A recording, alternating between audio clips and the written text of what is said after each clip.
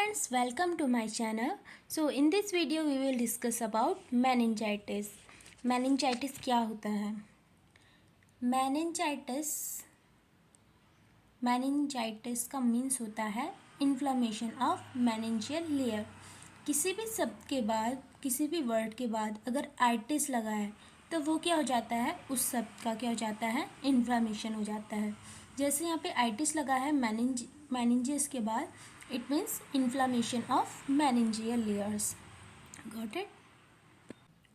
So in this video हम क्या क्या डिस्कस करेंगे? इंट्रोडक्शन ऑफ मेनिंजाइटिस, डेफिनेशन उसकी, इटियोलॉजी, टाइप्स, क्लिनिकल मैनिफेस्टेशन मतलब sign and symptoms of meningitis, diagnosis देखेंगे हम किस किस तरीके से उसको डायग्नोस करेंगे, and medical and nursing management देखेंगे। सो डेफिनेशन की बात करें तो meningitis is an inflammation of the meningeal layer of brain and spinal cord. अब जो हमारी मेनिंजियल लेयर होती है वो होती कहाँ है? हमारे सीएनएस में। हमारा जो ये जैसे ये ब्रेन हो गया, देन ये हमारा जैसे स्पाइनल कॉर्ड हो गया, सॉरी मेरी ड्राइंग बहुत ही ज़्यादा बुरी है, तो ब्रेन हो गया, ये हो गया हमारा स्पाइनल कॉर्ड। तो इसको जो कवर कर रही है वो कर रही है हमारी इस मेनिंजियल लेयर। ठीक है, हमारे ब्रेन एंड स्पाइनल कॉर्ड के बाहर जो लेयर होती है उसको हम बोलते हैं मेनिंजियल लेयर। जब इसमें क्या होएगा, इन्फ्लामेशन हो जाएगा, तो इसी को हम क्या बोल रहे हैं, मेनिंजाइटिस। अब मैं बताती हूँ पैकी मेनिंजाइटिस एंड लेप्टोमेनिंजाइटिस क्या होता है। उससे पहले हम क्या नेक्स्ट स्लाइड में चलते हैं, ठीक है। अब जैसे किसी किसी के माइंड में क्वेश्चन आ रहा होगा कि मेनिंजाइटिस का मीन्स तो समझ गए, inflammation of meningeal layers, but ये मेनिंजियल लेयर्स क्या हैं? तो ये क्या होती हैं, जैसे हमारा ये अंदर क्या हो गया, ब्रेन हो गया, ठीक है, सभी के पास होता है, ठीक है। उसके बाद जैसे ये क्या हो गया, हमारा एक छोटा सा बेबी होता है, तो उसको कवर करने के लिए, उसको प्रोटेक्ट करने के लिए हम क्या करते हैं, उसको कपड़े पहनाते हैं, ठीक है, या फिर उसको अच्छे से रखते हैं। तो उसी तरह ब्रेन भी क्या होता है, बहुत ही नाजुक सा होता है, ठीक है। तो उसको प्रोटेक्ट करने के लिए हमारी क्या होता है, स्कल होता है। जैसे हम बाहर से देखते हैं तो ये हड्डी होती है ना, तो जो ब्रेन को कवर कर रहा है उसी हड्डी को क्या हम बोल रहे हैं, स्कल बोल रहे हैं, ठीक है। तो स्कल ये हो गई हमारी जैसे स्कल, बोन ऑफ स्कल, और ये हो गया हमारा अंदर क्या, ब्रेन। तो इनके बीच में हमारा क्या पाया जाता है, मेनिंजियल लेयर्स होती हैं, ठीक है। मेनिंजियल लेयर क्या होती हैं, ये टिश्यूज से बनी होती है, और हमारे क्या है, ब्रेन एंड मतलब स्कल एंड ब्रेन को क्या कर रही है, सेपरेट कर रही हैं। मेनिंजियल लेयर आप देख रहे हो 3 होती हैं। एक हो गया हमारा dura mater, then arachnoid mater, then pia mater. ये 3 क्या हो गई हमारी मेनिंजियल लेयर। आपको इसी सीक्वेंस में याद करना है। पहले हमारे बोन ऑफ स्कल आएगी, then dura mater, then arachnoid mater, then pia mater, and then last में ब्रेन। क्योंकि कहीं कहीं ये क्वेश्चन पूछते हैं outer to inner, inner to outer, या फिर ब्रेन के पास क्या होती है, ऐसे तुम याद कर सकते हो, ब्रेन के पास पाया मैटर, ओके। ब्रेन के पास बोले तो पाया मीटर, और दूर बोले तो ड्यूरा मोटर। पी से पी याद रखेंगे, पास पाया, और डी दूर, ड्यूरा मीटर, ठीक है।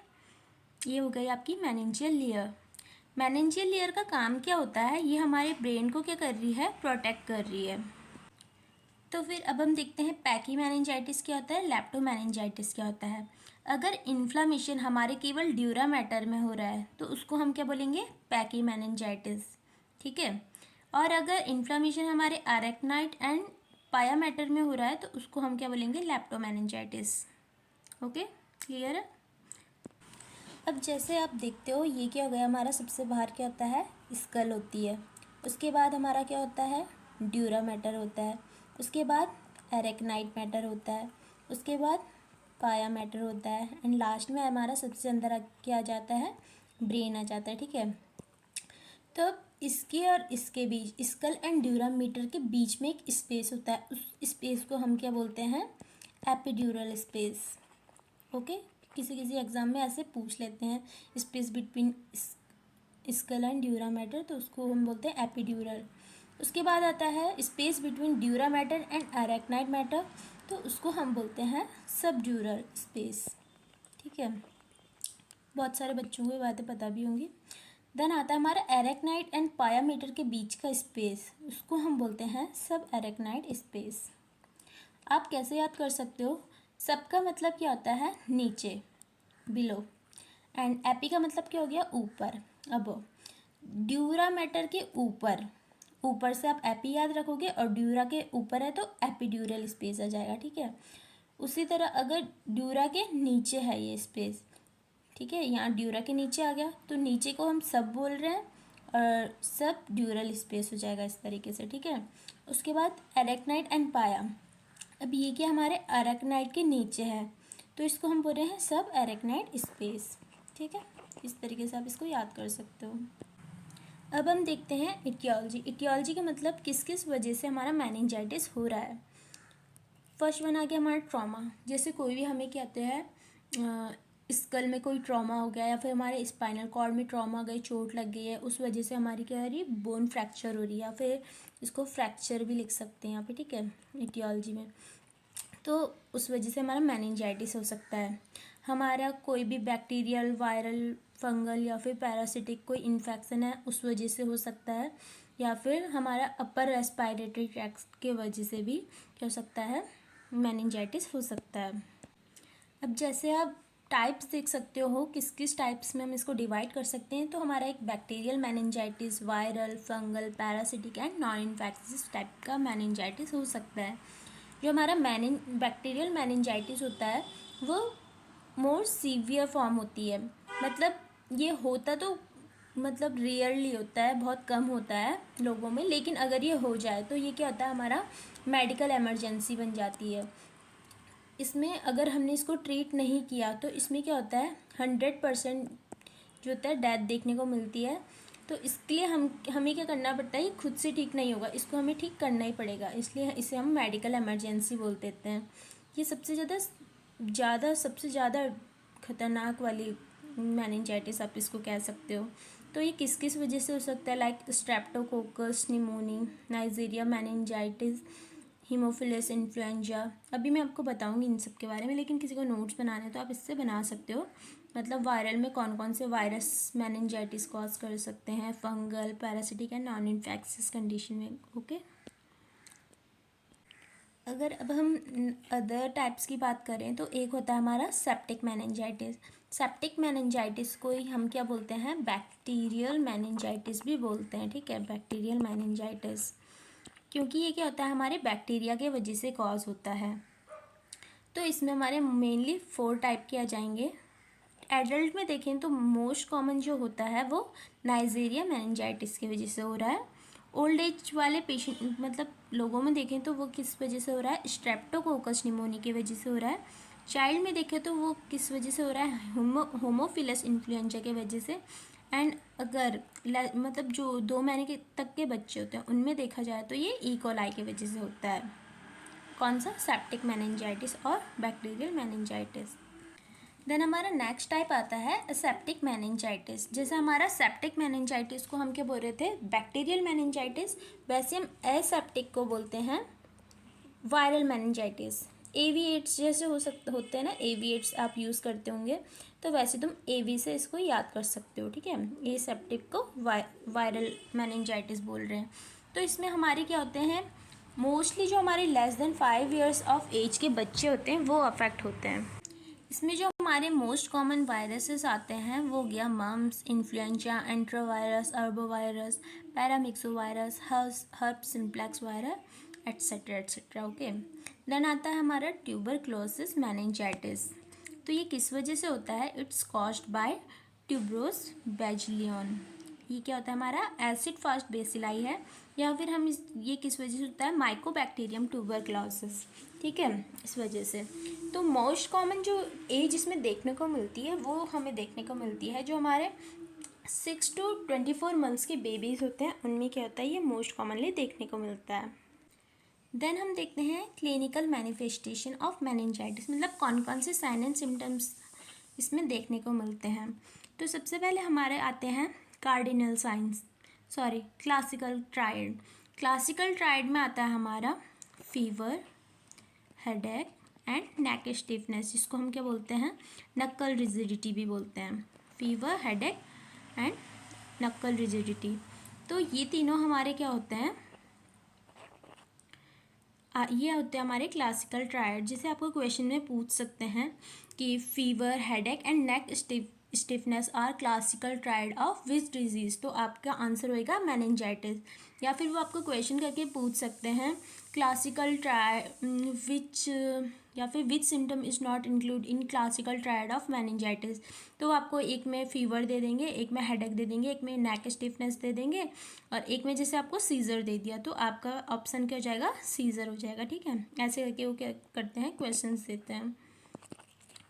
देन अदर सिम्टम्स की बात करें तो वो होते हैं हमारे, हेडेक तो हो गई, वॉमिटिंग, ग्रेड फीवर देखने को मिलता है, high grade fever, ICP increase हो जाती है ड्यू टू इन्फ्लामेशन। ठीक है, लेथार्जी देखने को मिलेगा पेशेंट, फोटोफोबिया देखने को मिलेगा पेशेंट में, सीजर मतलब किसी किसी में देखने को मिलते हैं, मतलब इतना कॉमन नहीं है, मतलब देखने को मिलते हैं। ठीक है, नक्कल रिजिडिटी का मतलब पता ही होगा आपको, नेक स्टिफनेस। ठीक है, एंड जो हमारा ये एक आता है, ये positive Kernig sign and positive Brudzinski sign, ये हमारे क्या होते हैं, कार्डिनल साइन ऑफ मेनिंजाइटिस। तो ये भी आपको क्वेश्चन में दे सकता है, which is the cardinal sign of meningitis. तो उसमें जैसे कोई ब्रुजिन्स्की लिखा होगा तो उसमें आप टिक करोगे, या फिर कर्निंग लिखा होगा तो उसमें आप टिक करोगे। ठीक है, और जो हमारा वायरल मेनिंजाइटिस होता है उसमें क्या होता है, हमें एब्डोमिनल पेन देखने को भी मिलता है। और एक आता है हमारा red macular rashes on body, ये हमें किस कंडीशन में देखने को मिलेगा, जब हमारा क्या होगा, मेनिंजोकोकल मेनिंजाइटिस होगा, तो बॉडी में क्या होगा, रेड मैकुलर रेसेस देखने को मिलते हैं। ठीक है, रेड मतलब इसमें क्या होता है, हमारे बॉडी में देखने को मिलेंगे, लेकिन वो क्या होंगे, उभरे हुए नहीं होंगे, प्लेन सरफेस होगी एंड रेड स्पॉट होंगे।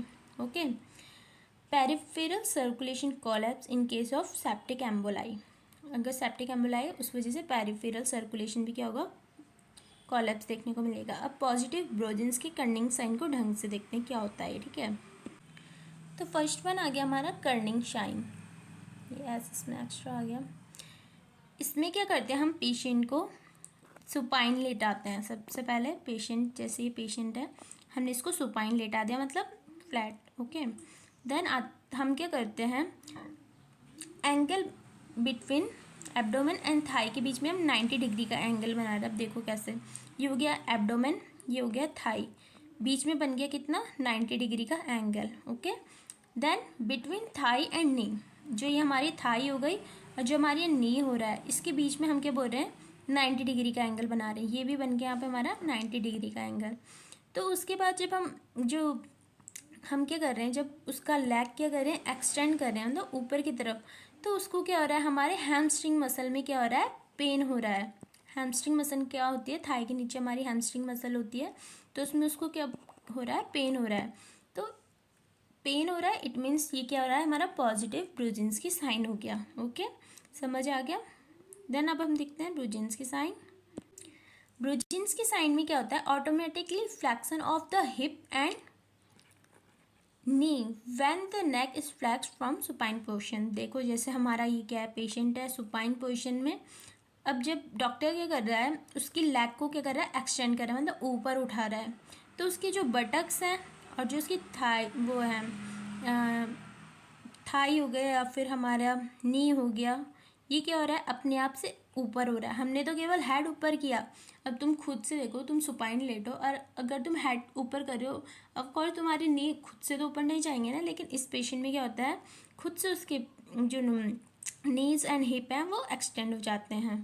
ठीक है, तो ये हमारा ब्रुजिन्स्की साइन पॉजिटिव हो जाता है। अब हम डायग्नोसिस की बात करें कि हमें कैसा पता चलेगा कि मतलब मेनिंजाइटिस पेशेंट को है कि नहीं है। तो सबसे पहले तो हम फिजिकल एग्जामिनेशन करेंगे, जो भी मैंने आपको साइन एंड सिम्टम्स बताए हैं वो उसमें प्रेजेंट है या नहीं, कर्निंग या फिर ब्रुजिन्स्की साइन को दे सकते हैं। ठीक है, उसके बाद जो हमारा मेनली जो हम इसमें परफॉर्म करते हैं वो होता है हमारा LP, मतलब lumbar puncture for CSF examination. अब हम इसमें क्या करते हैं, CSF मतलब सेरिब्रो स्पाइनल फ्लूइड क्या करते हैं, उसको देखते हैं, उसका टेस्ट करते हैं, मतलब कि उसमें है प्रेजेंट या नहीं है। तो इसके लिए हमें पहले क्या पता होना चाहिए, नॉर्मल फाइंडिंग ऑफ CSF। हमारा CSF का अगर हम कलर देखें तो वो क्लियर, जैसे ट्रांसपेरेंट होता है ना, वैसे देखने को मिलता है, एकदम क्लियर लिक्विड। अगर इसकी प्रेशर की बात की जाए तो वो होता है हमारा 50 to 175 mm of Hg। Protein इसमें देखें तो वो होता है हमारा नॉर्मल में 15 to 45 mg/dl। आप ये भी याद रखोगे, ठीक है, mg/dl है। देन ग्लूकोज देखें तो 45 to 75 mg/dl। और WBC काउंट हमारा एडल्ट में 0.5 होता है एंड चाइल्ड में 0.3 होता है। अब लेकिन हम जब बैक्टीरियल मेनिंजाइटिस है पेशेंट को, तो उसका CSF में क्या देखने को मिलेगा? टर्बिड अपीयरेंस होगा, उसका क्लियर फ्लूइड नहीं होगा, टर्बिड अपीयरेंस होगा। ओके, प्रेशर ऑफकोर्स इन्फ्लामेशन है तो CSF का प्रेशर क्या होगा? बढ़ जाएगा। अब प्रोटीन हमारा क्या हो रहा है? बढ़ रहा है एंड ग्लूकोज क्या हो रहा है? घट रहा है। क्यों? जैसे हमारा वहाँ क्या हो रहा है? बैक्टीरियाज प्रेजेंट है, राइट, मेनिंजाइटिस में। तो वो क्या कर रहे हैं? हमारे ग्लूकोज को खा रहे हैं, ठीक है, उनको एनर्जी भी तो चाहिए, बड़ा भी तो ना उन बेचारों को। तो ग्लूकोज क्या हो रहा है? डिक्रीज़ हो रहा है इस वजह से, क्योंकि वो ग्लूकोज खा रहे हैं और उनको वहाँ क्या हो रहा है? उस वजह से प्रोटीन बढ़ रहा है। तो इस कंडीशन में क्या होगा? प्रोटीन बढ़ा हुआ देखने को मिलेगा एंड ग्लूकोज कम देखने को मिलेगा। WBC का काउंट ऑफकोर्स आप सबको पता है, जब हमारे बॉडी में इन्फेक्शन होता है तो वो WBC का काउंट क्या होता है? इंक्रीज हो जाता है। स्पेशली इसमें न्यूट्रोफिल्स बढ़ते हैं, ठीक है। इस टेबल को ढंग से आप पढ़ लेंगे या फिर या आते हैं इसमें क्वेश्चन, मतलब जैसे बैक्टीरियल मेनिंजाइटिस है तो उसमें प्रोटीन बढ़ रहा है या घट रहा है, तो इसमें बच्चे कन्फ्यूज हो जाते हैं, तो इसलिए आप सबको ये टेबल याद रखनी होगी। देन हम देखते हैं हमें क्या क्या मैनेजमेंट करना चाहिए मतलब मेनिंजाइटिस में। तो हम अपना नॉर्मल देखते हैं। तो फर्स्ट वन हमारे जो फर्स्ट प्रायोरिटी होती है, क्वेश्चन पेपर में अगर लिखा है first priority management for meningitis वाले पेशेंट के लिए, तो आता है हमारा मेंटेन आइसोलेशन, ठीक है। अब आइसोलेशन किस तरीके का करना है? तो जैसे अगर हमारे पेशेंट को क्या है? बैक्टीरियल मेनिंजाइटिस है, तो उसमें हम क्या करेंगे? रेस्पायरेटरी आइसोलेशन, ठीक है। और अगर वायरल मेनिंजाइटिस है पेशेंट को, तो हम उसमें क्या करेंगे? स्टूल एंड यूरिन का आइसोलेशन करेंगे, ठीक है। उसके बाद हमारा क्या है? एप्रोप्रिएट एंटीबायोटिक देंगे उसको।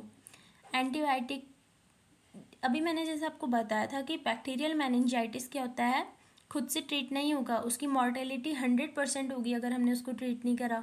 तो इसके लिए हम उसे क्या करना पड़ता है? एंटीबायोटिक थेरेपी देनी पड़ती है। इसमें आता है हमारा पेनिसिलिन, सेफ्ट्रिक्सोन एंड वैनकोमाइसिन। मतलब एज पर सीवियरिटी एंड पेशेंट की एज देख के हम क्या करेंगे? हम नहीं, मतलब डॉक्टर्स का काम होता है ये दवाई वगैरह देना, ठीक है।